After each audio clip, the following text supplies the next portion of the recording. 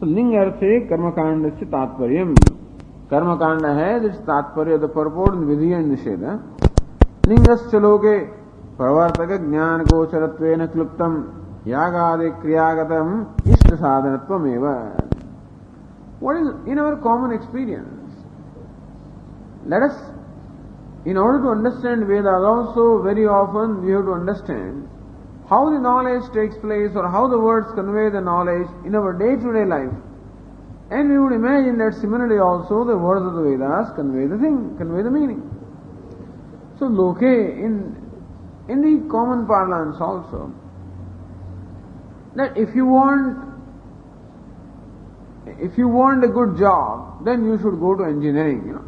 The one who is desirous of earning a lot of money should become a doctor, and things like that. Suppose these kind of statements are made. Oh, you better become a doctor if you want to be a millionaire, let us say.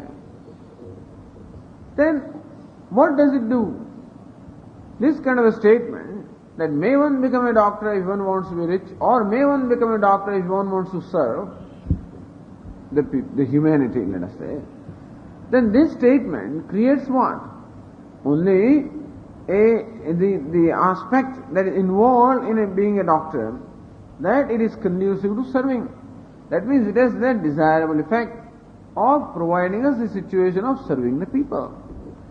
So, loke pravartaka jnana gocharatvena. So, knowledge takes place that being a doctor is desirable in this manner, and that may in turn prompt me or inspire me to become a doctor. That is possible. So, pravartaka jnana gocharam. So, gocharam is vishaya. Pravartaka jnana vishayatvena. Whenever vidhi or ling lodtavya is used in our common parlance, then also all the purpose that they serve is to create in the listener the knowledge that this thing is desirable, and that in turn creates that knowledge of desirability of a thing, creates in him an activity to acquire it or do that. But before a person proceeds to do something, there must be a preparedness in that person, and that preparedness comes as a result of his knowledge that this thing is desirable. So it is our experience that in our day-to-day life also, this vidhi, a ling, lod or tavya that we employ in our day-to-day vyavahara, there also the result is to create in the listener a knowledge which is what? Pravartaka jnanam. That knowledge which ultimately prompts him to do, that create the knowledge alone is the result or effect of the vidhi. Kluptam yagadi kriyagatam ishta sadhanatvam eva. Yagadi kriyagatam ishta sadhanatvam. That yagadi kriyagatam, that which remains in yagadi kriya such as yaga, ishta sadhanatvam. Ishta sadhanatvam, that yaga is a desirable means, that ishta sadhanatvam which is already there in the yaga or any other kriya, that alone is revealed by this vidhi. This is our common experience also. Says here, Purnanandiya, pravartaka jnana gocharatvena yago madishta sadhanam iti yat pravrutti janagam ishta sadhanatva jnanam tad vishayana ityartha. Yago madishta sadhanam. So when he says swarsomena jajeda, then this person thinks yaga madishta sadhanam. This particular yaga is madishta sadhanam, mama ishta sadhanam, something that will bring about a desirable result for me. It's a means for attainment of that which is desirable. This knowledge takes place. And pravrutti janaka jnanam. And that knowledge, that yaga ishta sadhanam, that knowledge creates pravrutti or activity in the part of this person. Yet pravrutti janakam ishta sadhanatva jnanam tad vishayatvena. That knowledge is a vishaya of this vidhi. This is our common experience. Kluptam and siddham. So pravartaka jnana gocharatvena kluptam siddham va nishchitam yagadi kriyagadam ishta sadhanatvam eva. That's a ling artha or vidhi artha. So sadhanatvam eva. Eva means that alone.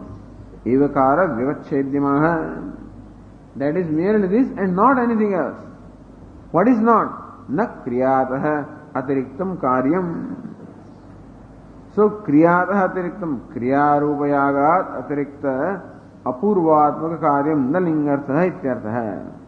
And therefore it is not apurva etc. which is the meaning of vidhi, merely ishta sadhanada is the meaning of vidhi. Tasya means apurvasya purmalomavat aprasiddhatvat. Tasya, that apurva, if Prabhakara says that apurva is the meaning of vidhi, purmaloma, purma means a tortoise, lo means hair, tortoise doesn't have hair, you know, so that's another interesting thing. Shashavishana they don't say there, purmaloma. So like the hair of the tortoise, aprasiddhatvat. Nobody knows about it. If it is there, I don't know where it is and what it is. Nobody knows about it. Something is aprasiddham.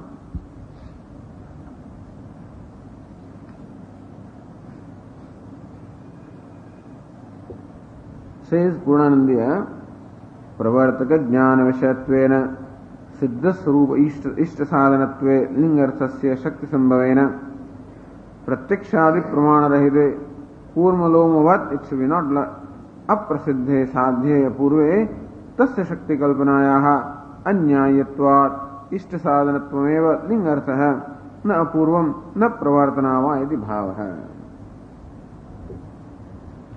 सिस प्रवर्तक ज्ञान विषयत्वेन सिद्ध स्वरूप इष्ट साधनत्वे लिंगार्थस्य शक्ति संभवेन. When that vidhi shakti संभवेन, when we can show how vidhi directly means the Ishta Sadhanatva Jnanam, which is already existing. So Vidhi does not reveal something new. Vidhi reveals something which is already an obtaining fact. So where we can show that Vidhi should properly have the meaning in revealing something which is already there, which is already a fact, when that meaning can be brought out from the Vidhi. Pratyakshadi pramana rahide kurmalomvat aprasiddhe sadhye.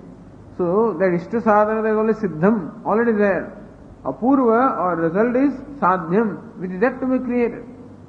What is Apurva? Apurva is that which is created as a result of performance of the yaga. And it is not there when the Vidhi Vakya is heard. So the Apurva is what? Sadhyam. And nobody knows what that Apurva is also. Pratyakshadi pramana rahite. That Apurva does not become an object of perception, etc. Purmalomvat aprasiddhe. And they were unknown to the person like the hair of the tortoise. Sadhya apurve tasya shakti kalpanayaha. To imagine that this vidhi vakya has its shakti, has its power in giving rise to knowledge and apurva, which is something unknown to everyone. Anyayatvat, it is not nyayam, it is not reasonable, it is not tenable, it is not tarkayuktam.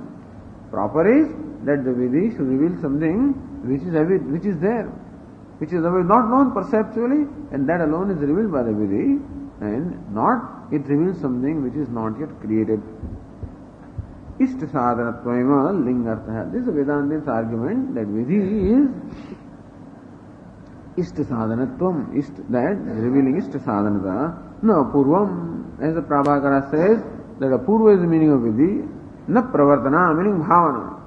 Pravartana means that inciting or that prompting, that it prompts you, it creates in you a prompting or creates in you an incitement. That is not so.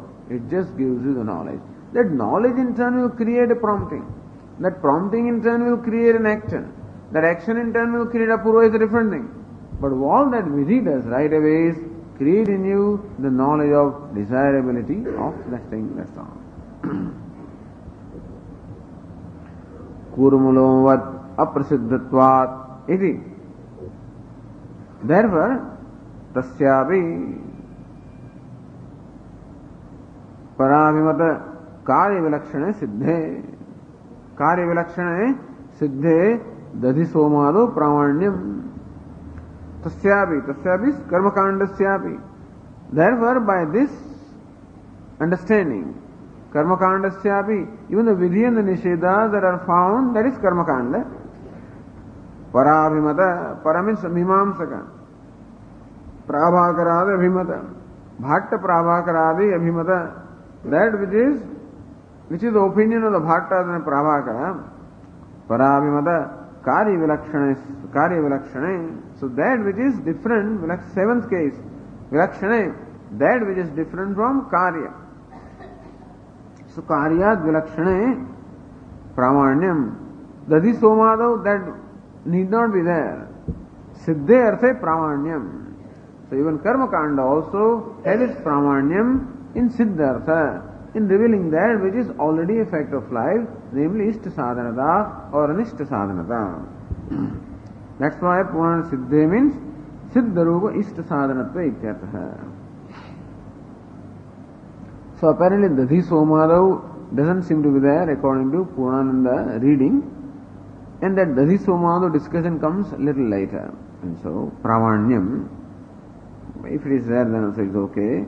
Kimudajna, even Karma Kanda also has its Pramanyam in revealing that which is Siddham, which is Ishta Sadhanata. Kimudajnana Kanda, then Jnana Kanda reveals that which is an existing thing, namely Brahman. The Kimuda Vaktavyam, then what to talk of Karma Jnana Kanda, that it reveals an existing fact, iti mantavyam. So this is how one should know. This is his own remark, which is a thing of the later Acharyas who derive this from Bhashyakara's words, that what did Bhashyakara, what did he think about this? And so this is what he must have thought, because here, Bhashyakara doesn't say that the whole Karma Kanda is only devoted to Siddhartha. But Bhashyakara only says that in Karma Kanda also, there are statements which only reveal things which are there, like Dadhi, Soma, etc. So if Karma Kanda, portion of Karma Kanda can so reveal that which is Siddha Vastu, then Jnana Kanda also can reveal. This is all Bhashyakara means to say. But subsequently, Vedantists say that Karma Kanda or the whole Vedas is only Jnapakam, Shastram Jnapakam, Ntukarakam. So this is what is said by Purana. Kyum Vaktam Vityata Jnana Kandya Siddha Vastu Paraha Vedatvat Karma Kandavat iti Anena Anumanena Siddham Vedantanam Siddha Vastu Pratvam Manasi Nidhaya Anumanantarena Api Sadhayati iti Avatarayati. Now proceeding, Jnana Kanda hai Siddha Vastu Paraha. That Jnana Kanda is devoted to revealing the fact of life. Vedatvat, because Jnana Kanda is Veda, Upanishad. Karma Kandavat, like Karma Kanda. Like Karma Kanda reveals on this Ishta Sadhanata, which is Siddha Vastu or Bhuta Vastu, so also Jnana Kanda reveals Brahman, which is Siddha Vastu. Because Jnana Kanda is Veda, just as Karma Kanda is. So Vedatvam is Hetu. Jnana Kanda is Vedatvam, just as Karma Kanda has Vedatvam. And we already proved that Karma Kanda is Siddha Vastu Param, because Ishta Sadhanata is alone revealed by that. Iti Anumanena Siddham Vedantanam Siddha Vastu Paratvam Manasi Nidhaya. This Anumana has already been presented, and by this Anumana it is shown that Vedantas are devoted to revealing Siddha Vastu. Keeping that in mind, Manasi Nidhaya, Anumanantarena Api Sadhayati now presents another Anumanam to show how Jnana Kanda is Siddha Vastu Param. So, that Anumanam is presented by Ratna Prabhakara, first Anumanam. Second Anumanam is presented by Bhashyakara. Okay? Kinchaiti says Ratna Prabha, Kincha Vedantaha Siddha Vastu Paraha Phalavat Bhuta Shabdatvat Dadhyadi Shabdavat iti. So anyway, this is all a little long drawn out discussion, but this is how the discussion takes place. And as we said, Shabda is, we are only discussing the Pramanyam, the validity of Shabda, how Shabda conveys, how different opinions are there, and how the word conveys the meaning, so the clarity of how the word conveys the meaning. So different opinions which obtain about the manner in which words and the sentences convey meaning are in a way taken up here, and our opinion is given here. So another Anumanam is Kincha, furthermore, Vedantaha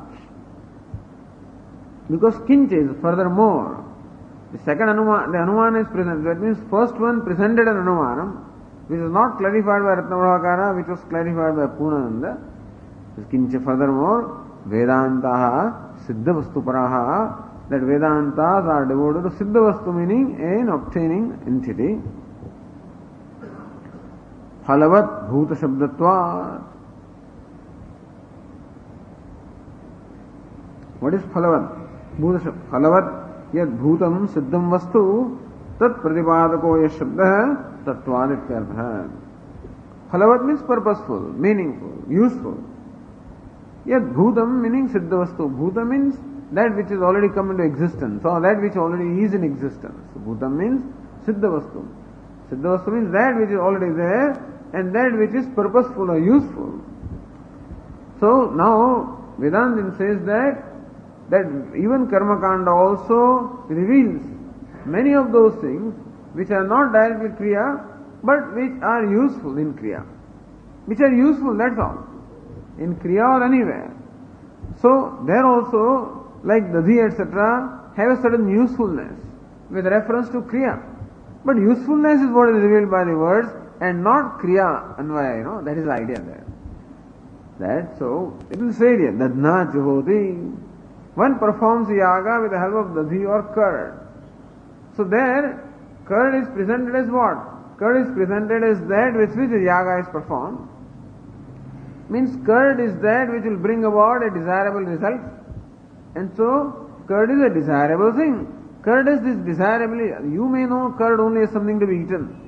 Or from which you make the buttermilk, etc. That is how we may, or shikhand or something. So this is how we know the usefulness of curd.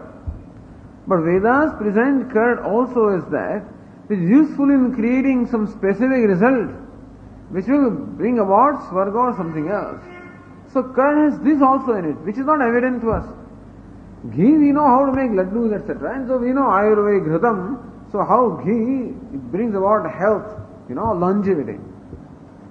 But that when you offer ghee into fire with the chanting of these mantras, that ghee can bring about a particular effect to give you some wealth or sun or swarga. That potential also ghee has. That is not known to us. And therefore, when ghee is presented as an object or as a material for offering, then we understand that ghee also, I did not know ghee was like that. Many a time we find out, hey, I didn't know that this can be used like this also. That you can make this also from this. In Kerala, you go to Kerala, and from one plantain tree or from one coconut tree, they make all kinds of, everything of coconut is utilized. Nothing is wasted. Not only they eat the coconut and drink the water, but don't throw away anything. Even that shell also and all kinds of, they are used for everything. They make ropes out of it and they make everything. So they use the leaves, they use everything of coconut or plantain. So we get flabbergasted. Oh, they make houses out of it. They make all kinds of, from plantain, all these leaves, they make pandals and mandan, all sorts of things. And we really wonder. From the coconut, they make even a thread, and then they make garlands out of it, because they don't use even cotton. And they don't pierce the flowers. They tie the flowers, because you should not pierce them. And cotton is not a sacred material, this coconut is natural. And so when you see all these things, you really get flabbergasted, that, oh yeah, this can be used that way also. So that is how the uses that are unknown to us otherwise can be revealed. Similar to the ghee and curd and milk and all these things, which we know to be useful in some way, also have some alaukika use that can be known only from the Vedas. So we say that even Karma Kanda, when they present such common materials as vrihi, yava, dadhi, like rice, barley, curd, milk, ghee, these materials, when they are mentioned in the Vedas, they have a specific meaning that there is some other potential in them which is revealed by the Vedas, and that is the purpose of mentioning those words there. Otherwise you can offer anything. Why dadna juhoti? Why should you offer curd? Offer milk? Offer water? That will be more convenient. But no, curd has a certain specific purpose to serve. And so, it is that potential which is there in the curd which is revealed by the word curd there. Not only dadhi, that word reveals an object called curd, but that potential which is there in the curd is revealed by the word dadhi at that point. And therefore, even that word dadhi also reveals a certain potential which is there in it. That's how Vedanta is approached. So therefore, it is not that every statement in the Karma Kanda only talks about Kriya. There are many statements of Karma Kanda which talk about the usefulness or the potential that those things have, and that potential is revealed by those words. This is how the Vedantins are approaching. It says, Phalavat yad bhutam siddham vastu. That bhutam means that siddha vastu, which is there, like this flower or whatever it is. When this flower is presented as that, as something to be offered to the Lord, then a certain aspect of flower is revealed. That a given flower is offered to Lord Krishna. That parijata, he is fond of that. And when you offer that, or that tulasi is a leaf which you should offer to Lord Krishna, then tulasi has a certain significance, different from other neem leaves, etc. All are leaves, okay, but tulasi has a certain significance with reference to worship of Lord Krishna. Or the tender neem leaves, when you squeeze them, crush them and drink that juice or just chew them. Chew every morning a few tender leaves of neem tree. That Mali tells me, Swami, if somebody does it for several years, then he will not be affected even by a snake bite. Not that we are interested in that, but at least there will be no fear. So this is something about the neem leaves which you do not, and then only tender neem leaves, fresh. So this we do not know. So these statements reveal the potential which is there in the neem leaves, and that is how the potential which is there, which is not evident to us, is revealed by Aptavakya. Aptavakya means the words of the wise or the words of the learned. So Vedas also fall in the category of Aptavakya, and they reveal these materials, this dadhi, etc., having those divine or alaukika, divine, unavailable, unknown potentials are revealed by them. Phalavat yad bhutam siddham vastu tat pratipadako yash shabda. That shabda means that body of the words which reveal the bhuta vastu, some potential which is there in existing thing, which potential also is existing, which is revealed. Not that the words impart that potential, but then the words reveal the potential which is already there. So this is tattva, being of the nature of that shabda. So phalavat bhuta shabdatva. Vedantas reveal Brahman, which is phalavat. Knowledge of Brahman eliminates all the anarthas.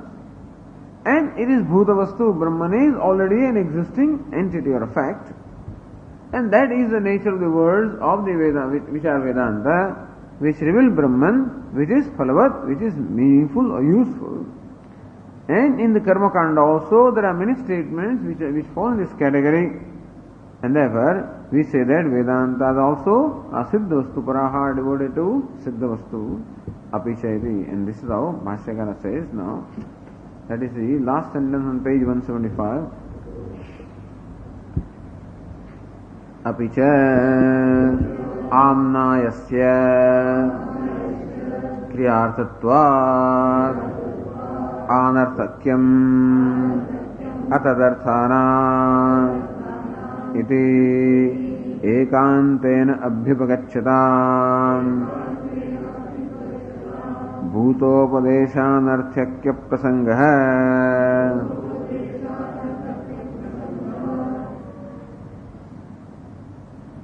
Apicha, and also amnayasya kriyartatvat anarthakyam atadarthana, which you quoted earlier, a part of the sutra again, that amna Vedas, since Vedas are devoted to kriya or action, atadarthanam anarthakyam, all those statements which do not pertain directly or indirectly to kriya are anarthakyam, they have meaning, they are useless, that means they are not pramanam.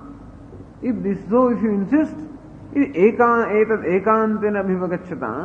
you say that all those words which do not directly or indirectly reveal karma, and therefore they are useless or meaningless, Therefore they don't have pramana. If this is what you want to accept ekantena in a very strict sense, then bhutopadesha anarthakya prasanga hai.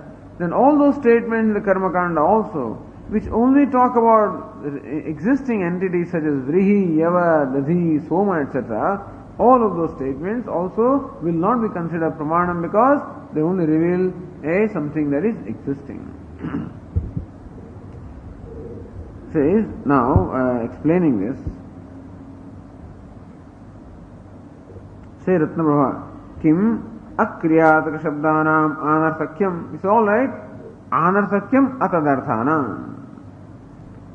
So Atadarthanam means what? So Akriyarthaka Shabdanam. Akriyarthaka Shabdanam. All those words which are Akriyarthaka, meaning which do not reveal Kriya. You say that all those words are Anartha, meaning not Pramanam. Why do you say that? When you say that the words or the statement which do not reveal Kriya, that they are not pramanam or that they are useless, in what sense do you call them useless? Abhideya abhavaha.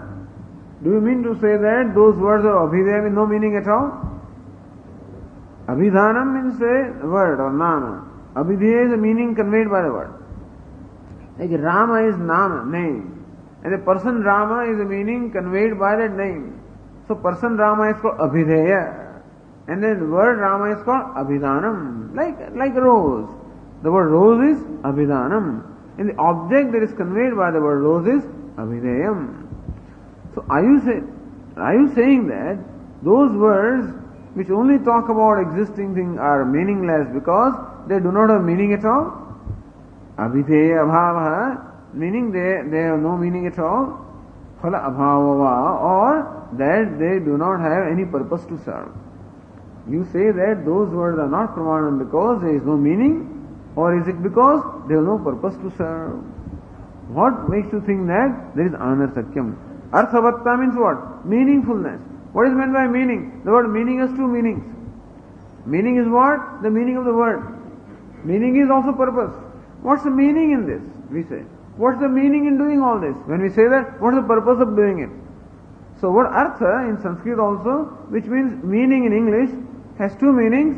Meaning means the meaning. Meaning, the direct meaning of the word. And meaning means purpose, the purpose to be served.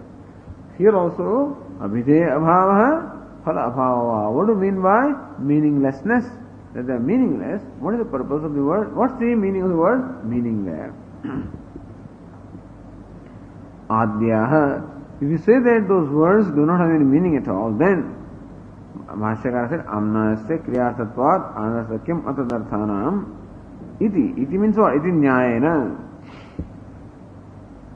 So abhideya bhava pratipadya rupa artha shunyatvam ityartha. That there is no artha, pratipadya means that which is to be taught or conveyed. Iti padasya pratikamadaya artham parishkaroti iti nyayena iti. Iti nyayena artha. Iti word comes from Bhashya. Atadarthanam iti. That iti is pratika, meaning is a word from Bhashya. Otherwise iti nyayena, that would not convey any meaning. So iti means nyayena, that's what it means. Pratika means taking that word from the original text, and then meaning is what? Nyayena. Then etada also comes from Bhashya. Etad padasya pratikamadaya arthamaha. Etad means what? Abhideya rahityam. The word etad in the Bhashya means abhideya rahityam. The word iti in the Bhashya means nyayana. So by this nyaya, what nyayana? Anarthakyam atadarthanam iti etat sūtra pratipādita artharitya ityava yavata. That this sutra says that all those words are meaningless which do not convey the kriya directly or indirectly. If this is a nyaya or the rule that you accept, then that means they are abhideya rahitya, meaning that they have no meaning at all. Niyamena angikurvatam ekantena abhivagachyata means what? Sometimes this Ratnabhavakara gives meaning without mentioning the word of the Bhashya, and sometimes Ratnabhavakara mentions the word of the Bhashya and gives the meaning. Why? Because what he writes may not be clear to us. So iti, and then he says nyayena. Etada abhideya rahityam. So etat means, etat should mean abhideya rahityam, iti should mean nyayena. Then says niyamena. What is niyamena? Ekantena. That's for us to understand. So which can be understood by us, he doesn't necessarily he repeats the Bhashya word. Which cannot be understood by us, he thinks, he repeats the Bhashya word and gives a meaning. He also is very brief. So ekantena abhivagachatam. Ekantena means niyamena abhivagachatam angikurvatam. So those people who say that this nyaya alone, is applicable to all the texts in the Vedas, for those people, somena yajeta, one should perform this yaga, soma yaga, or dadhna juhoti. One offers dadhi means curd.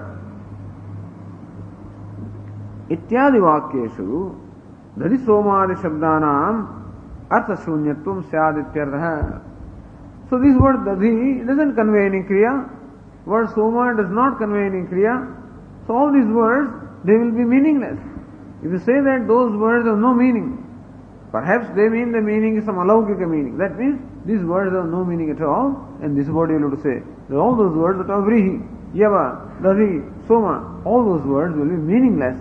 If you insist that those words which only directly or indirectly convey kriya alone are the pramanam,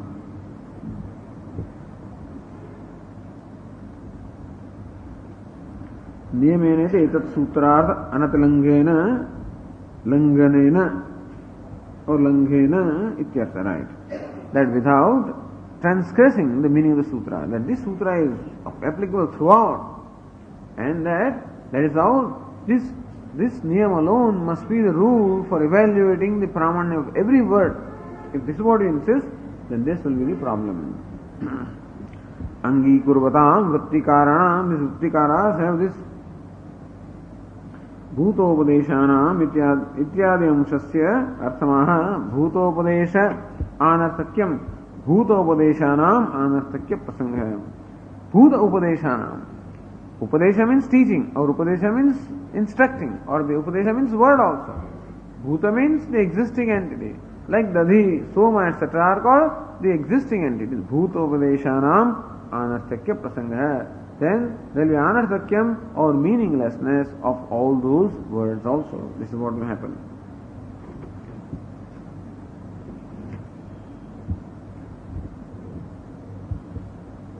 Then says Ratnaprabha, Nanu kena uktam abhideya rahityam iti ashankya. So who says? We didn't say that. Sometimes you thrust upon him a meaning, If you say that abhideya rahityam is anarthakyam, then this, but I didn't say that. He says, kena uktam abhideya rahityam iti. We didn't say that anarthakyam is abhideya rahityam. Or who said that? That also can be said. Nanu kena uktam abhideya rahityam iti. That ya is missing abhideya rahityam. So this is how Purnananda says, Dadhyadi shabdanam arthavatvam astu iti vadantam purvadinam prati pratibandhya pariharamaha. He says, no, Dadhyadi shabdanam arthavatvam astu.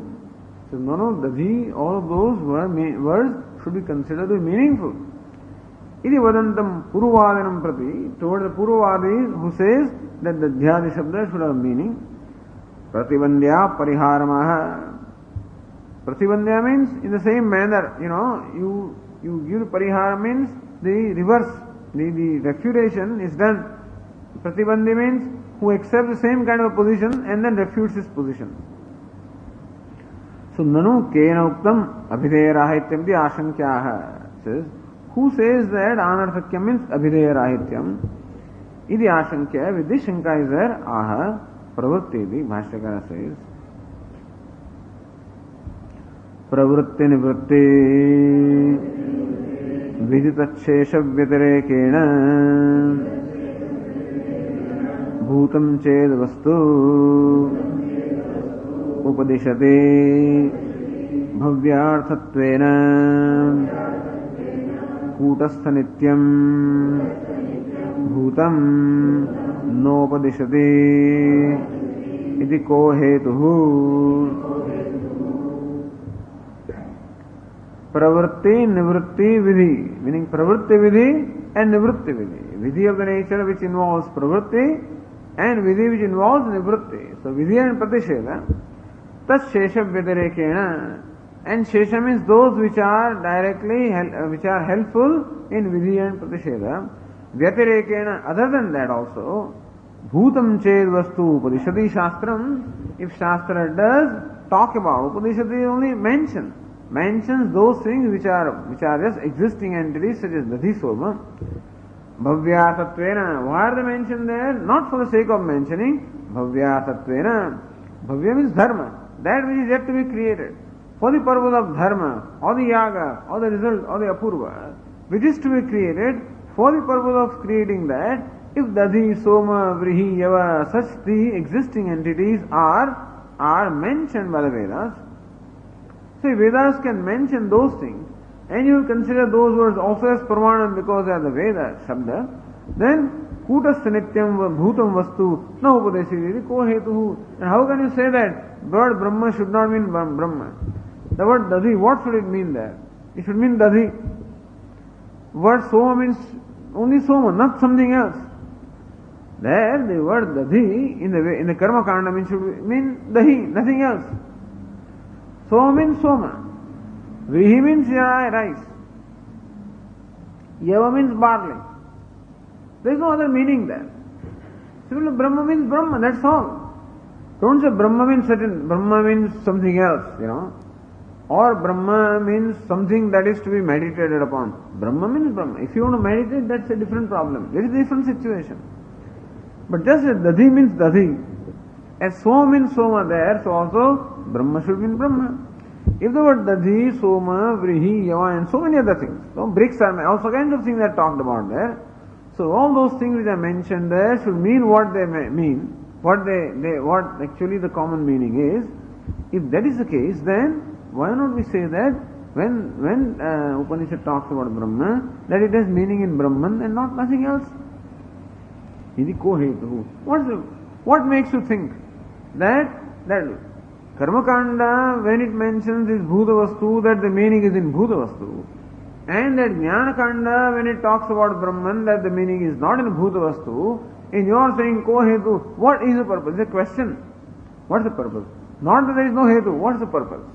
Sometimes you ask a question, Kaku, why is Ko-Hetu, what's the purpose? Then you mean there is no purpose. What is the purpose? When you say, that means that you are asking the question. Bhashyakara is asking the question here.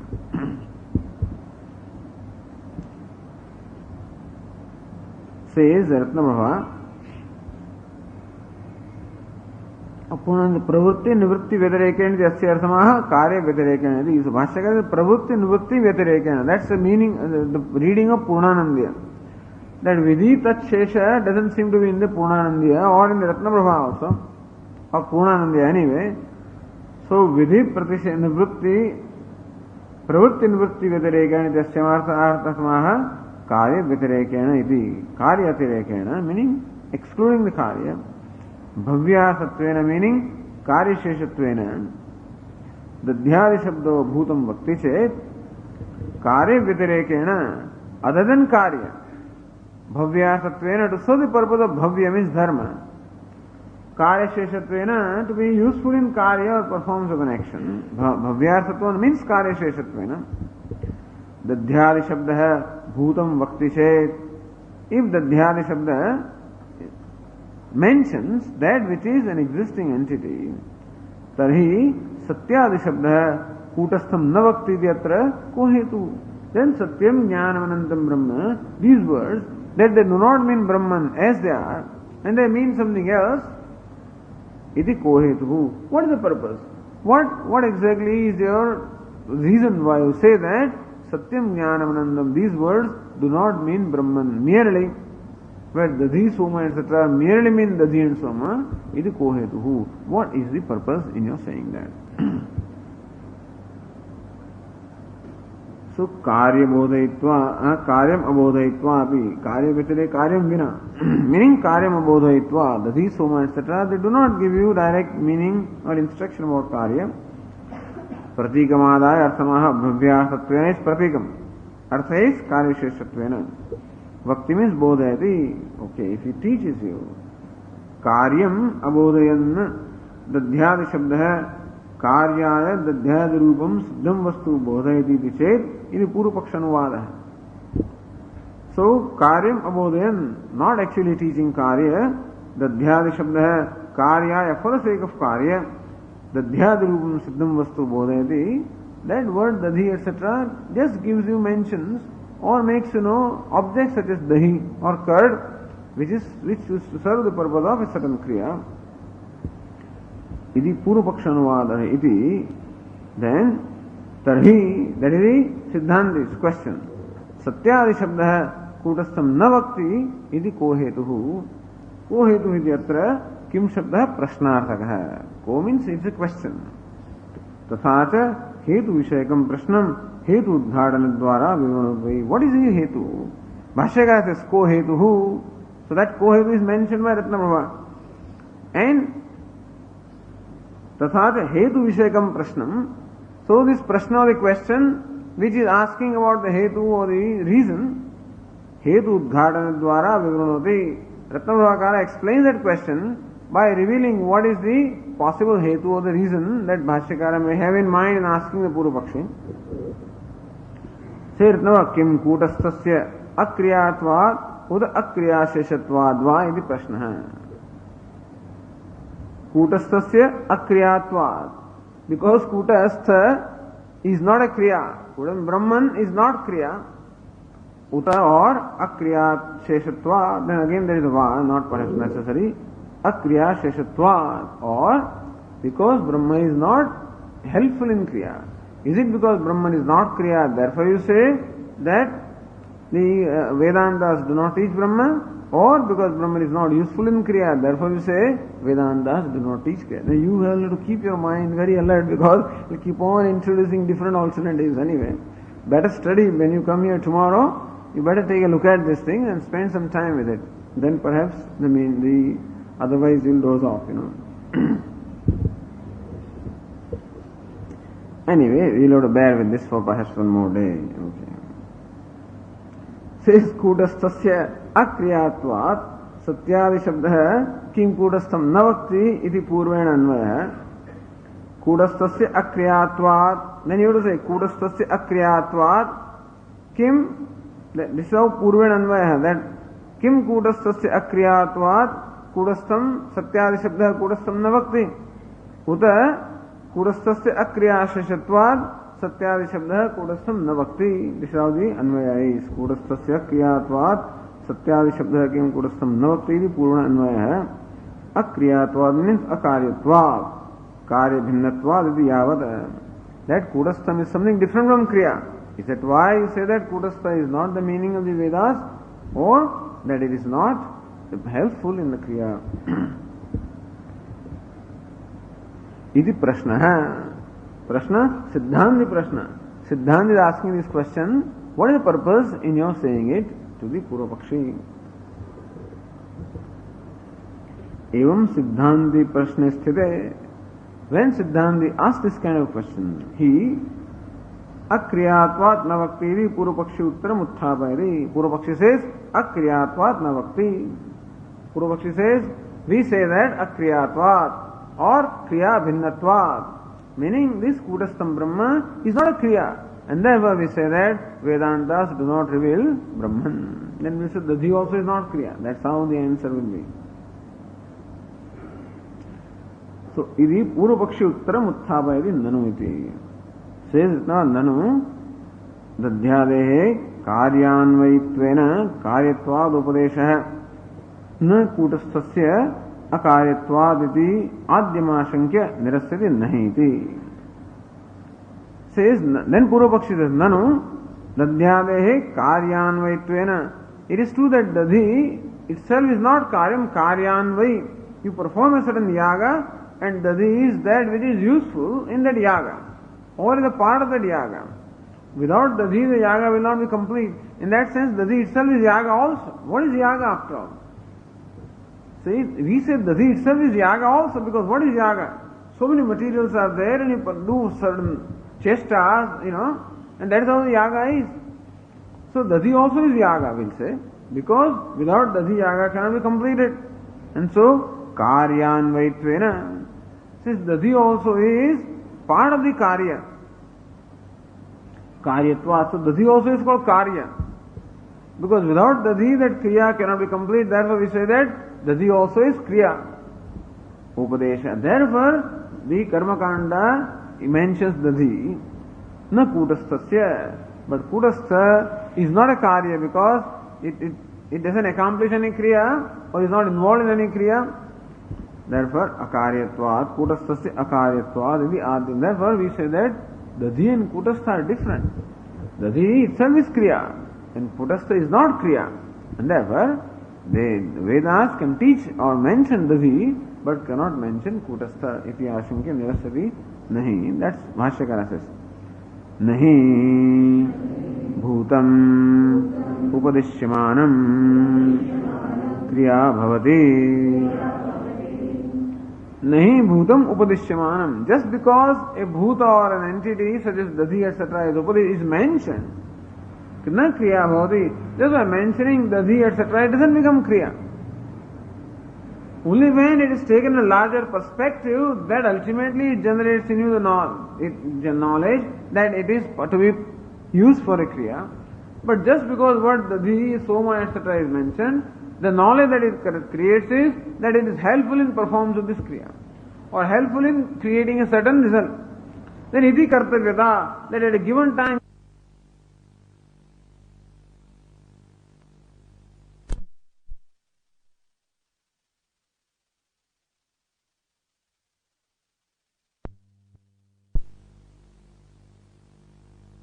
nahi upadishyamanam just by mentioning. Merely by mentioning these bhuta vastu or existing entities, na kriya bhavati, it doesn't mean it is kriya.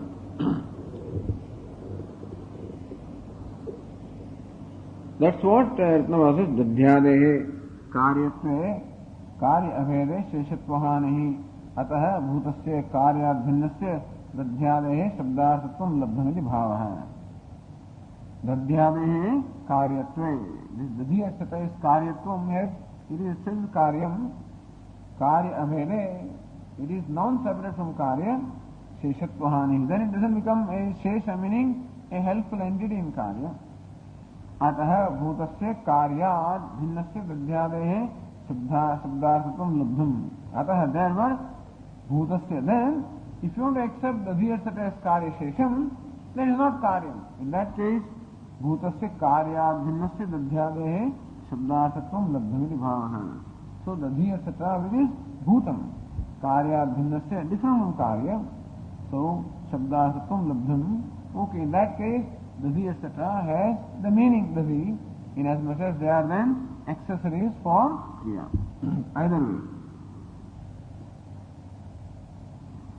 Nanu ityadi grantha hai, nahi ityadi parihara bhashyasya shanka grantha hai. Nanu dadhyadehe karyanikatvena karyatvad upadesha na kutasthasya. That is shanka of which that nahi bhashya is an answer.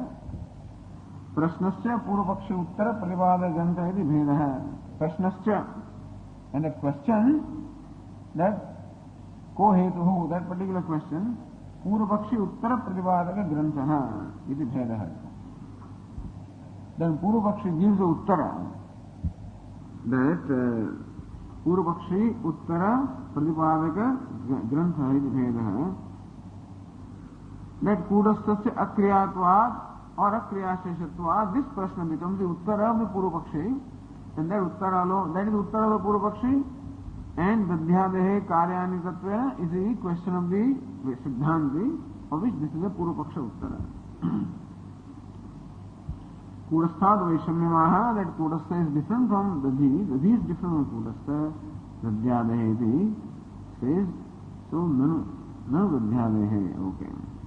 Nirasthati iti Purvapakshana Uttamadyam Paksham Siddhanti Nirasthati iti Atha Purvapakshi Uttaram Khandati iti Bhavaha. So, Nirasthati nahi bhutam upadishyamanam kriya bhavati. So when Siddhanti says, just because a thing is mentioned doesn't mean that it is kriya.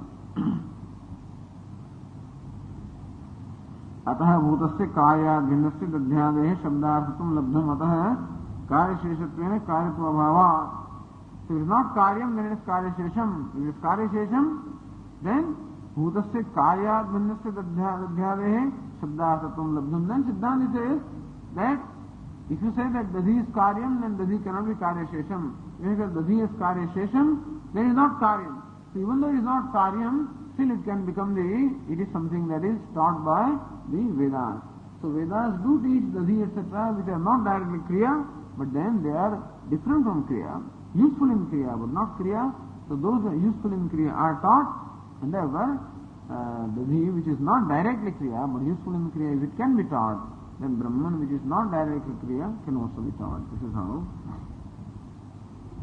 यथा दध्यादि शब्द है कार्याद भिन्नम दध्यादिगम सिद्ध वस्तु वक्ति सिद्धम वस्तु वक्ति सिद्धम कार्याद भिन्नम कूटस्थम सद्यादि शब्द है वक्ति भावना से सिद्धांति just as दध्यादि शब्द ही so much etc. This word कार्याद भिन्नम दध्यादिगम सिद्धम वस्तु वक्ति, that दध्यादि which is different from कार्य and सिद्ध वस्तु, just as it mentions, so also Brahma which is different from कार्य can also be mentioned by or taught by Upanishad or by the Jnana Kanda.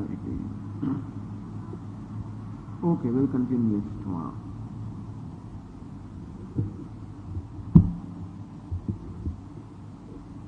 Om Purnamadah Purnamidam Purnat Purnamudachyate Purnasya Purnamadaya Purnamevavashishyate.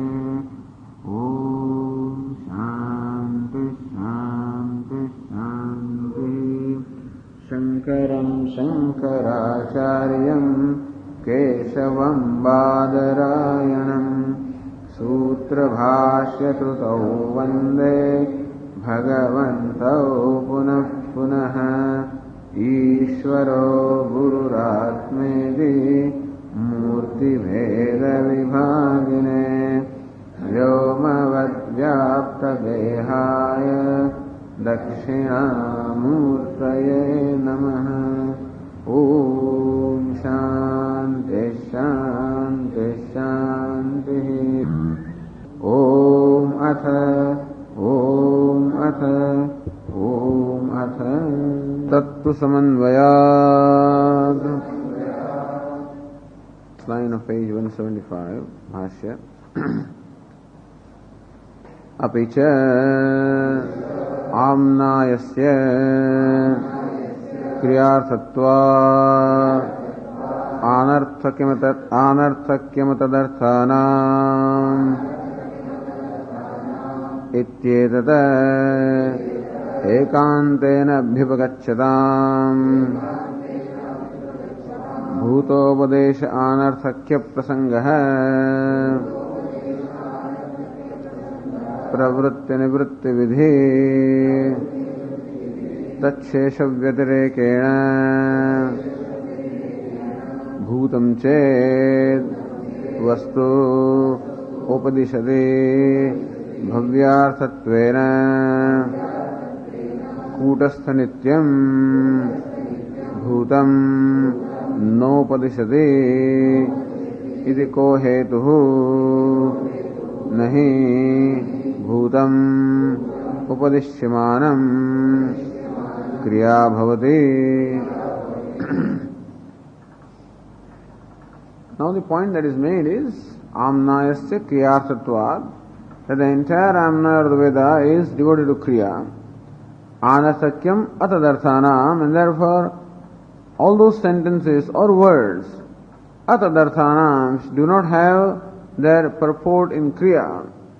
Anarthakyam, all of them become anartha, meaning all of them become useless. So etat ekantena abhivagacchatam, etat anarthakyam,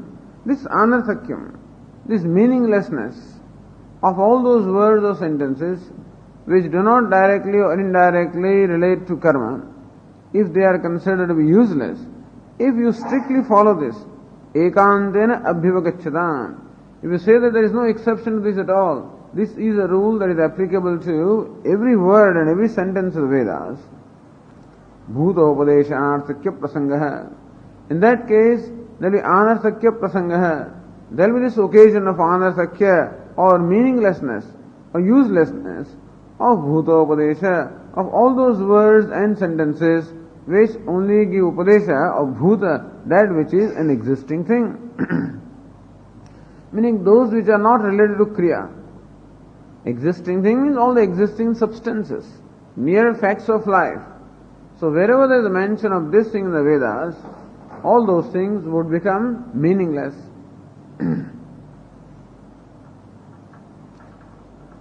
Then they say, Nanu kena uktam abhiderahityamidi. He says, no, we don't say that. This such words as dadhi, soma, all of which are mentioned in relation to karma. No doubt that dadhi, curd, soma, all of these things are related to kriya.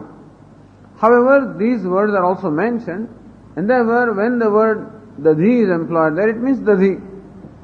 Only when you take that word in the context of a whole sentence, dadna juhoti, he performs a yaga with the help of dahi, then you know that dahi or curd is a material which has the potential of creating a certain apurva.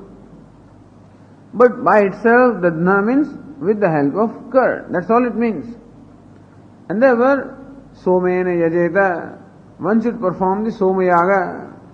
That word soma also just means that soma yaga, nothing else.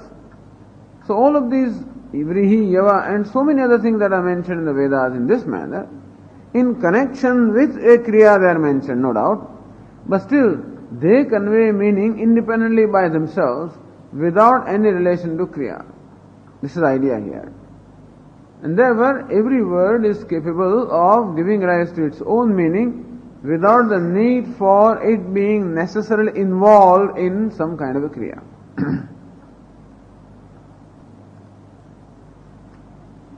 Said Nanu dadhyadehe karyanvaitvena, so pravritti nivritti viditachesha vyatirekena bhutam ched vastu upadishyati bhavyartatvena. If you say that there is a mention of such things as dadhi, etc., which is bhutam vastu, which is just a thing that is existing there, upadishati, if Vedas does mention this, and therefore when it mentions it is meaningful. That's the whole idea. Whenever Veda mentions something, it is meaningful. And what meaning? They say the meaning should necessarily be that which is associated with karma. We say no, meaning is something that is just what it means, namely what the word stands for. So pravritti, nivritti, vidhi, there is a pravritti vidhi, there is a nivritti vidhi, vidhi and nisheda. Tas shesha vyatirekena, and there are those things which are associated with pravritti, nivritti, vyatirekena, other than this. Bhutam ched vastu upadishati bhavyasatvena. If Vedas does mention, such objects as curd, etc., in association with a karma, in order to produce a certain effect, if you say that, if for the purpose of karma, for purpose of accomplishing a certain ritual, if the Vedas have to mention so many other dravyas, such as bricks and such as whatnot, all of these things are mentioned there and sometimes described also what kind of brick and what shape of brick. That time, that brick means what it is, and a shape of brick means what that is. And if you accept that this is what they mean, in that case, kutastha nityam bhutam no upadishati, then for you to say that the Vedas do not teach Brahma, which is bhutam vastu, which is an existent entity, which is kutastha nityam ko hetuhu. What is your purpose in saying that Vedas do teach or mention such things as curd, etc.? But that means they have the tatparya in describing curd, etc. But Vedas do not have tatparya in describing Brahman. What is your hetu? Then he says two hetus are there. Kutasthasya akriyatvat and kutasthasya asheshatvat. This is supposed to be the answer. Kutasthasya akriyatvat satyadi shabdah kutastham navakti. Purvakshi says, kutasthasya akriyatvat. Since kutastham Brahma is not a kriya, therefore we say that satyam jnanam anantam, these statements or these words do not mean Brahman, which is kutastha nityam, or akriya sheshatvat. Or since kutastham Brahma is not involved in the kriya, therefore we say that satyam jnanam, etc., these words do not talk about Brahma, or they do not teach Brahman as it is. They teach Brahman with reference to Upasana or something, but not as it is. These are the answers of the Purva Pakshi, which are presented as Prashna here. So, ko hetuhu, what is the hetu? Kim kudasthasya akriyatvat satyadi shabdah kudastham navakti. Uta kudasthasya akriya sheshatvat satyadi shabdah kudastham navakti. Of these two, what is the hetu? So, Siddhanti questions this, means that the Purva Pakshi answers this. These are the two hetus, why we are saying this. And that hetu itself is explained. Nanu dadhyadehe karyanvaitvena karyatvat, that kutastha, the akriyatvat. Kutasthasya akriyatvat. Since kutastha is not a kriya, which is dadhi is a kriya. So here the Purva Pakshi wants to show the Vaishamyam, that dissimilarity between Kutastha Brahma and Dadhi. What is the dissimilarity between them? So by showing that dissimilarity, the Purva Pakshi intends to show that yes, Vedas do teach about Dadhi etc., but not teach about Brahma, even though both of them are Bhutam Vastu. Dadhi also is a Bhuta Vastu, an existing entity, and Brahma also is a Bhuta Vastu, and still Purva Pakshi says that Vedas do talk about Dadhi, Soma etc., and not talk about Brahman, because in spite of their being Bhuta Vastu, both of them are of different nature. There's one thing, the tube light also is flickering, that could be. Karyanvaitvena karyatva upadesha na kutastasya akaryatva. So the Purva Pakshi wants to show the dissimilarity between these two Bhuta Vastus, Dadhi etc. and Brahma. Dadhyadehe karyanvaitvena. Since Dadhi forms a very kriya, with the help of Dadhi alone the kriya is completed, and therefore it is anvayi, meaning it is involved or it is going along with the karya. It forms a very relation or connection with the karya. Karyatvad upadesha. Therefore we say that so dadhyadehe karyatvad. So dadhi etc. are karya, being connected with karya or forming a part of the karya. Therefore upadesha. Therefore we say that Vedas, they mention these things. Na kutasthasya. But kutastham is different from, not similar to dadhi, akaryatvad, because kutastham Brahma does not become involved in any kriya, or it doesn't become a factor in completion or accomplishment of a kriya. Whereas Dadhi etc. become factors in accomplishment of a kriya. Kutastham Brahma does not, and therefore we say that Dadhi etc. are taught by Vedas, but not Brahma. This is what the Purva Pakshi says. Nirasyadi, and this particular Paksha is Nirasyadi Khandayati. This answer or this explanation is refuted by Bhashya, by Siddhanti, Nahi Bhutam Upadishyamanam Kriya Bhavati. What does it mean?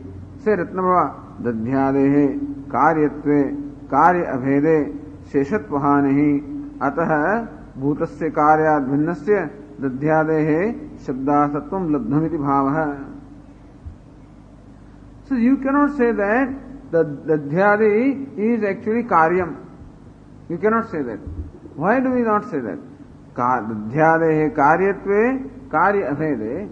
If Dadhyadi is Karyam, means it's Kriya itself, Karya Abhede, then it is not separate from Kriya, then Sheshatvahanihi, then Dadhyadi, Skad, etc. do not form accessory to the Kriya.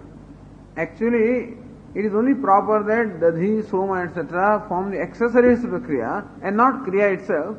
So if you classify Dadhyadi as Kriya, then Sheshatvahanihi, then they will not form part of, they will not become accessories to the Kriya, and therefore, Ataha, therefore you will accept that Dadhyadi is Karyat Bhinnam.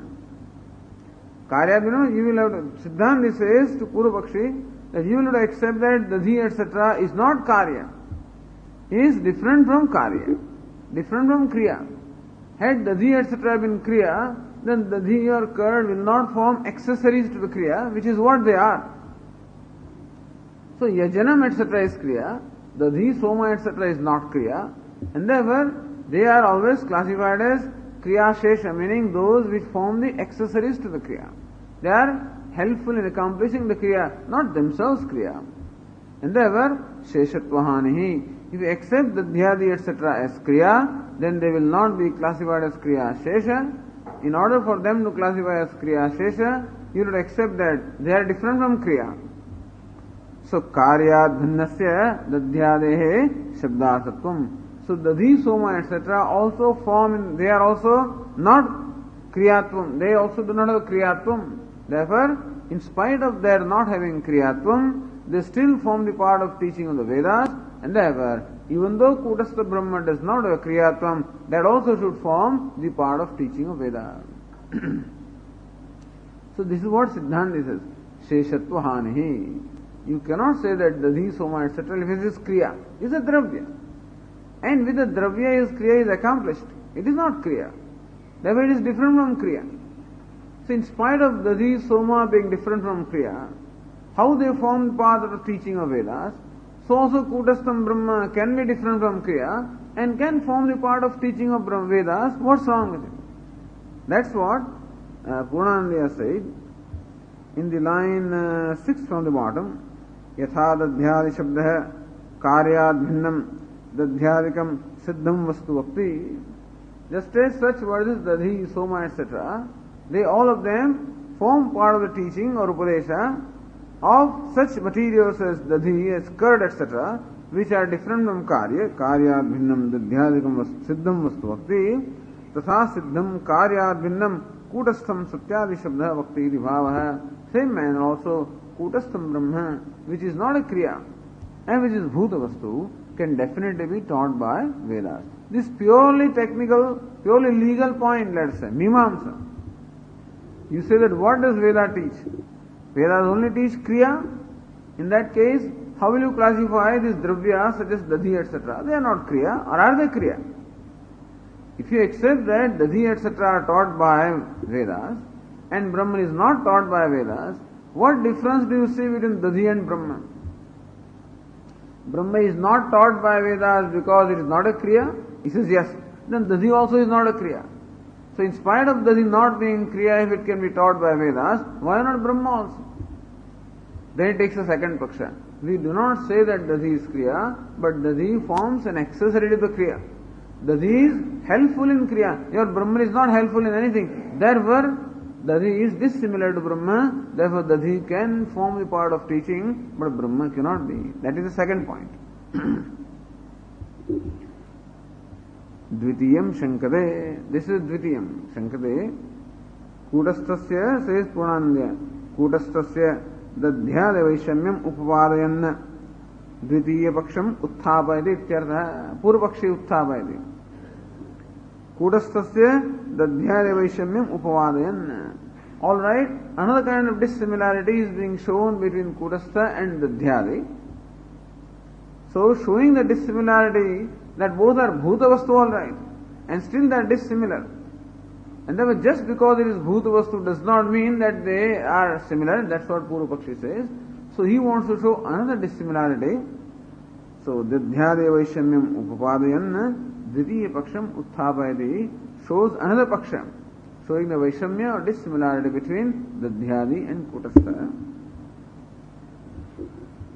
Says again Purnananda, Akriya Sheshatvat na vakti di Purvapakshana Uktam Prasnasya Uttaram. Purvapakshi said, Akriya Sheshatvat na vakti Kutastham. That Kutastha is not a part of Kriya and therefore Vedas do not teach Kutastha. This is what he said. That particular Paksha is raised and refuted by the Tikakara.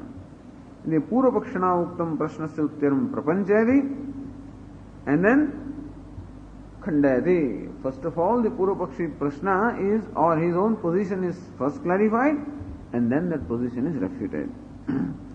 So, Dvitiyam Shankade, that Shanka is first presented. That Dadhi is Kriya Shesham, whereas Brahma is not Kriya Shesham, and therefore they are not similar. Therefore, what is applicable to Dadhi should not be applicable to Brahman. This is the point that that Purvapakshi wants to make. That point itself is first presented by Bhashyakara in Akriyatve Api. Says Bhashya, अक्रियात्वेपि भूतस्य क्रियासाधनत्वात् क्रियार्थः एव भूतोपदेशः इति चेत्. So co-hetu, there are two hetus. The first hetu was refuted by a statement nahi bhutam upadishyamanam. The second hetu is clarified first and then refuted. So just see the difference here of the akriyatvevi bhutasya kriya sadhanatvat. Purvapakshi says that bhutasya akriyatvevi, even though such materials as dadhi etc., they are not kriya, still kriya sadhanatvat. Since they are a part, they are sadhanam or means of accomplishment of kriya, kriyartha eva bhutopadesha. Therefore, when the Vedas mention such words, such materials as dadhi etc., that we would say that in fact the intention is only to teach kriya and not to teach dadhi, because dadhi etc. form part of the kriya, and therefore even while describing the bricks and even while describing many other things, what is intended there is to describe the kriya and not to describe those things. And therefore, that is where the purport of the Veda is not. The purport of the Veda is only in kriya. So, purport of the statement may be in kriya, but when that word is mentioned, what is it? Does it bring about in your mind the understanding of a kriya, or does it bring about in your mind just a material? So Vedantin will say that when a word is mentioned, it just brings about that material or the substance that is implied, meant by that word, and not a kriya associated with the word, with the object.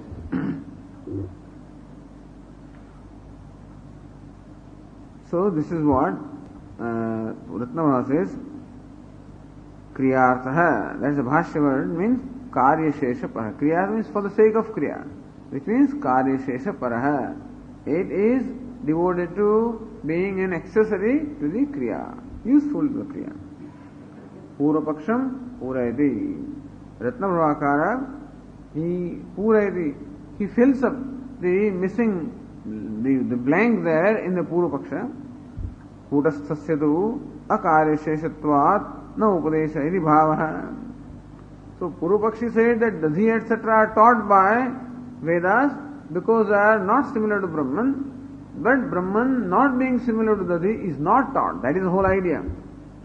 That kutasthasya tu, however, kutasthasya akarya sheshatvat, the dadhi is karya shesham and therefore can very well form the part of the description in the Vedas, but kutastham is not karya shesham and therefore na upadesha. We say that upadesha of kutastha is not, because kutastha is not karya shesham iti bhava. That is the bhava, or that is the idea conveyed by the Purvapakshi there. Explains here Purnanandya, dadhyadehe karya swarupatva abhavevi karya sheshatva pradhanyena. Dadhyadi shabdaha, that's how it should be. Dadhyadi shabdaha, one visarga should be added. Siddham vastu vakti. Dadhyadehe karya swarupatva abhavevi. We accept that dadhi etc. karya sheshatva, karya swarupatva abhavevi, even though they are not of the nature of karya. Karya sheshatva pradhanyena, even though they are not karya themselves, but they form the part of the kriya. Therefore, dadhyadi shabda siddham vastu bhakti iti yuktam. So it's quite proper that such words as dadhi etc., they do mention and they do talk about a siddham vastu, an existing entity. Let the Vedas talk about the existing entities or things such as dadhi, soma etc. is quite alright because they form the part of the performance of a yaga or accomplishment of a kriya. So it is yuktam, is proper that this dadhi etc. find their place in the Vedas. Brahmanastu karya sheshatva abhavat. However, Brahma is not karya shesham. Brahma does not have this, it does not form an accessory to the kriya. Tas sheshatva pradhanyena satyadi shabda kudastham na bhakti. And so Satyam, Jnanam, Anantam, etc., cannot say that they talk about Brahman, because Brahman does not form a part of the Kriya.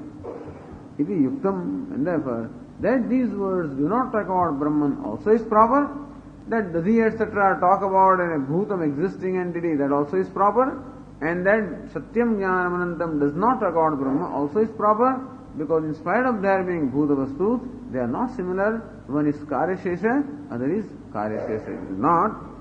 Tasmad Vaishamyam Asti, Vaishamyam iti bhava. Therefore, there is a dissimilarity between this Dadi and Brahma.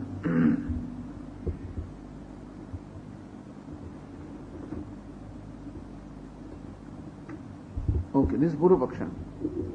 Now we are asking him, alright, says Ratnaprabha, Bhutasya Karyasheshatvam Shabdarthatvaya Phalaya. Okay.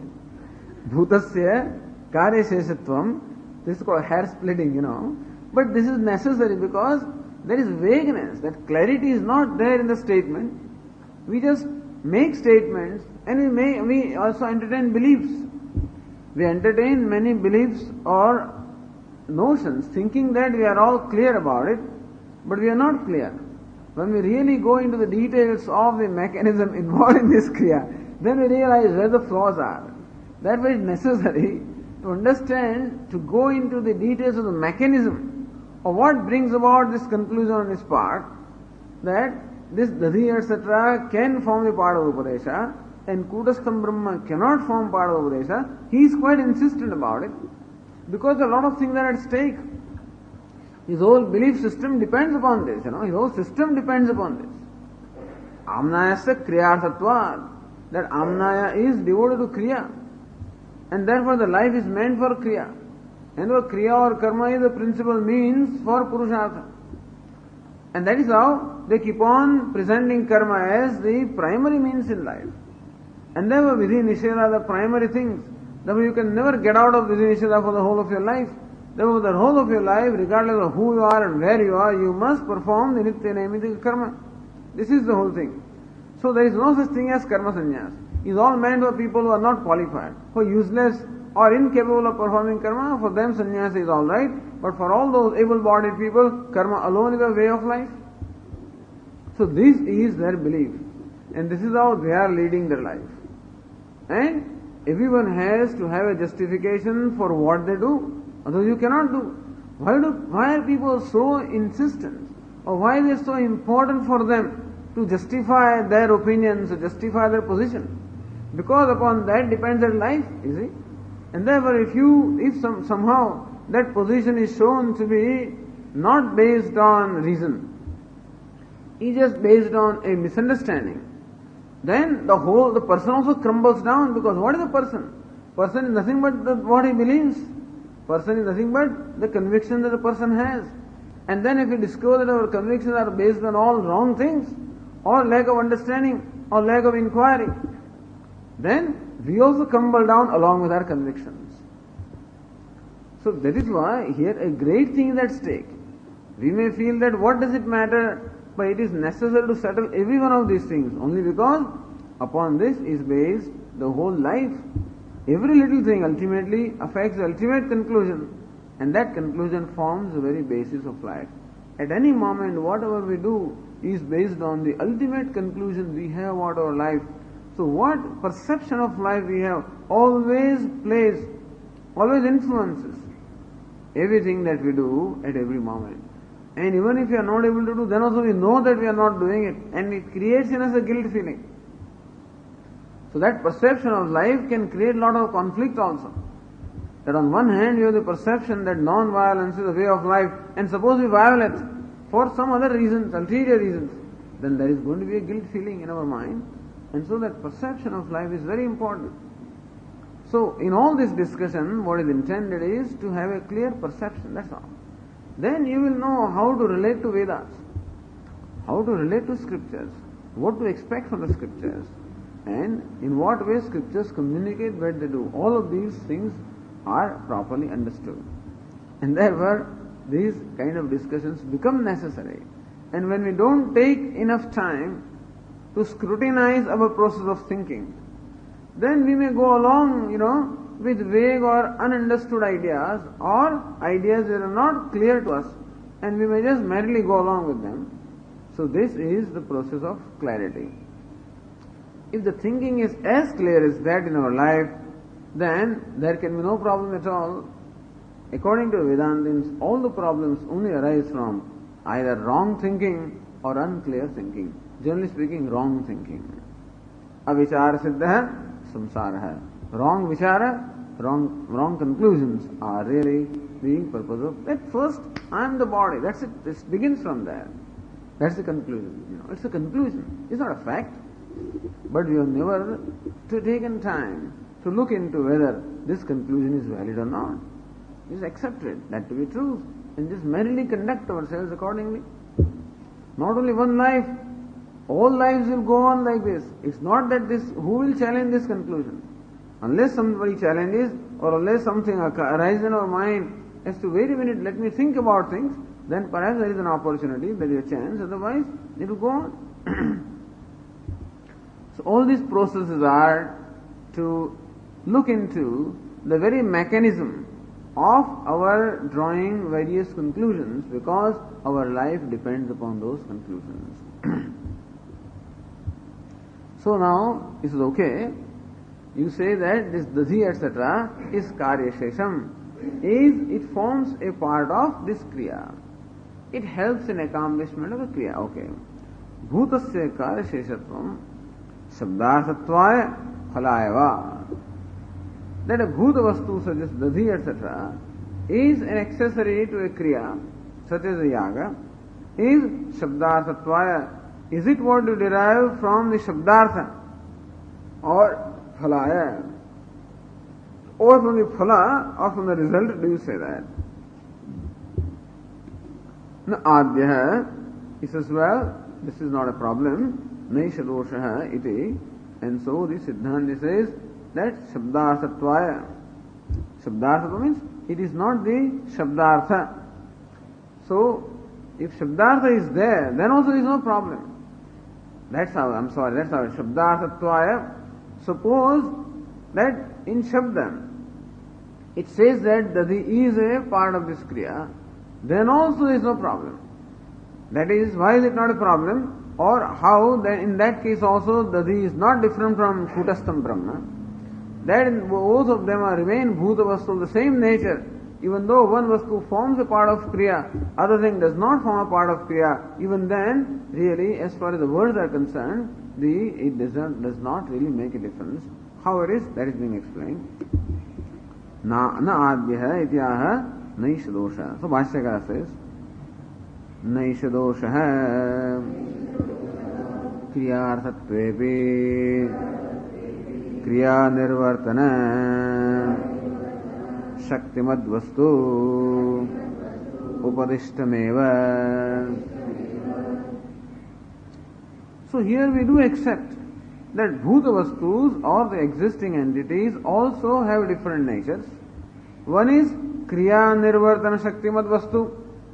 One is a vastu or a thing which is kriya nirvartana shakti, which possesses shaktimad, possessing the shakti of kriya nirvartana. Meaning, there are these things such as curd, etc., which possess the ability to accomplish a kriya. And Brahman is a vastu which does not have in it inherently the nature of accomplishment of a kriya. Alright. That dadi etc. have the usefulness in accomplishment of a kriya, where kutastham Brahma does not have the usefulness in accomplishment of a kriya. We accept that. But even then, when the word dadi or soma etc. is mentioned, it is mentioned as such. Meaning, it just means dadi, vastu. It means vastu. What kind of vastu? Kriya nirvartana shaktimad vastu. So dadi is what is, when the word dadi, soma etc. are employed, these words are employed, then what they mean are just the vastu of the things. So, just even whether it does not make a difference whether the things have the capability of accomplishing kriya or not, what the word means is just the thing, that's all. And that it happens to have the capability of accomplishing certain kriya is immaterial as far as the meaning of the word is concerned. In the meaning of the word, that the usefulness does not have an entrance in the meaning of the word. That here is Devadatta, that's all. That Devadatta happens to be a useful person is a different thing. But when you say this is Devadatta, then that Devadatta is mentioned as such by this word. The meaning of the word is this person Devadatta. And here is Kutastham Brahma, then also the meaning is Kutastham Brahma. That Devadatta is a useful person, entity, and Kutastham Brahma is not a useful entity. That usefulness or not being usefulness have no relevance to the meaning of the word. So the meaning of the word is a vastu. Devadatta, Dadhi, Soma, Satyam, Jnanam, etc. So these words have meaning merely in the vastu or the object as such, and not the kriya or the usefulness associated with those vastus. A vastu has usefulness, but that usefulness does not become a part of the meaning of the word. When someone says Devadatta, what do you understand? Devadatta. Then if somebody says he is an engineer, oh he is a commissioner, oh, then wait a minute. Then what about our application for the land? Then immediately a question will arise. But then when you hear the word Devadatta, then Devadatta, that's all the meaning that comes in your mind. That's, and therefore a word merely means the vastu without any reference to or without any need for the usefulness of that vastu. We accept that there are two kinds of things. One is a kind of thing which has usefulness. Others are the kind of one, other is a kind of thing, Atma, which does not have usefulness. Let us say, accepting for meaning, here usefulness in terms of accomplishment of kriya, I should say, that one is helpful in performance of a kriya, and other is not helpful in performance of kriya. We accept it vishamata in the bhuta vastu. However, as far as the meaning of the word is concerned, that usefulness and accomplishment of kriya or lack of it has no relevance at all, because when a word is employed, it just means a pen, that's all. With the pen we can write. That the pen is a useful thing in accomplishment of the act of writing. That usefulness does not form the part of the meaning of the word pen. Pen means a pen, an object pen. Or a book means an object book, that's all. That the book is useful in accomplishment of a kriya called reading. And therefore book has that kriya sheshatvam, all right. But the word book merely means the object book and not the usefulness associated with the book. This is the idea there. So kriya nirvartana shaktimad vastu. A vastu or an object which is shaktimat, which possesses the shakti of kriya nirvartanam, of accomplishment of kriya, that vastu definitely becomes upadishtam. It definitely becomes mentioned there. It is another thing that it has the ability to accomplish a kriya, but that is immaterial.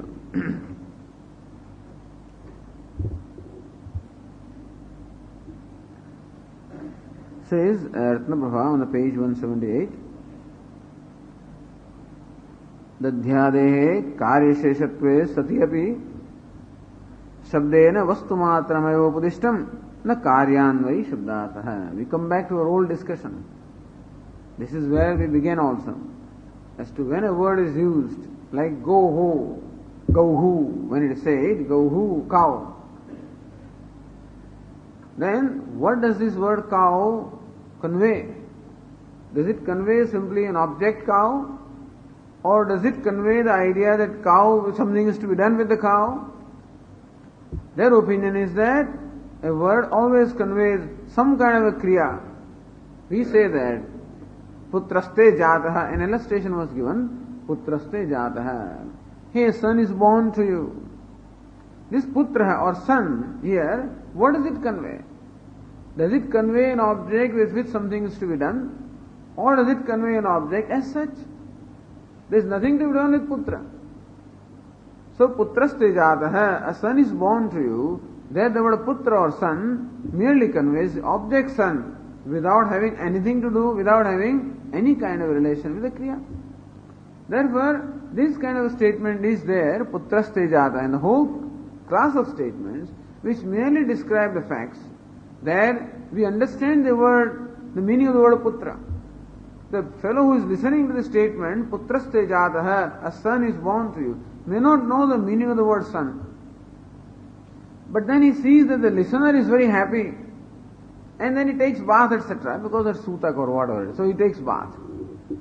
From then he knows that something nice has happened, and therefore what is born is called putra. So this is called putra. This is how he learns the meaning of the word putra.